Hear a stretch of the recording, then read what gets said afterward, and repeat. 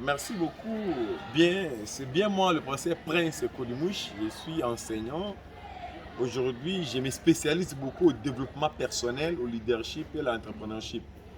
Vu que le développement personnel devient ma passion, j'ai soumis à mes élèves une réflexion, une masterclass intitulée Rêver gros, grand, large pour booster son esprit et conquérir l'autonomie intellectuelle. Alors, dans cette capsule réflexive, chaque élève va devoir nous exprimer ce qu'il a pu retenir. Merci beaucoup. Prenez le temps de les écouter l'un après l'autre. Merci pour la parole. Moi, étant qu'élève, j'ai exploité cette masterclass, rêver grand, gros et large pour booster son esprit et conquérir l'autonomie intellectuelle. Ce qui m'a beaucoup plus captivé, c'est ce que Socrate disait dans son Connais-toi toi-même que l'âme est grosse de la vérité. Cela veut dire que l'homme possède en lui un germe d'idées potentiellement exploitables. Et pour continuer, avant d'avancer dans quelque chose, quoi que ce soit, l'homme doit d'abord manifester du désir, de la passion, y mettre du temps pour atteindre l'objectif. Le deuxième point, c'est la conquête de l'autonomie intellectuelle. La conquête de l'autonomie intellectuelle, c'est lorsque l'homme, de ses propres efforts, consenti cette souffrance-là de rechercher de lui-même des connaissances scientifiques.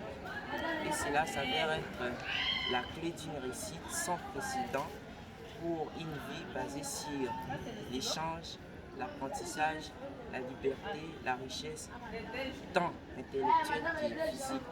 Je vous remercie. Merci beaucoup.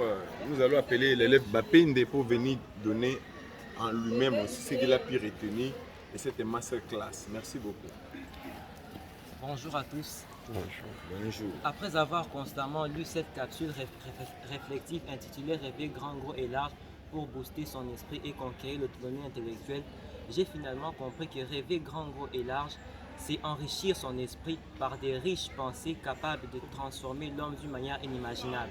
Car la richesse ne peut s'acquérir physiquement si elle ne l'a pas été au préalable mentalement. Cela montre que tout ce qui est censé s'obtenir dans l'avenir doit être visionné et façonné dans notre esprit, qui est une usine contenant des pensées, des connaissances, des idées capables de transformer, utiles à la transformation extraordinaire de l'homme.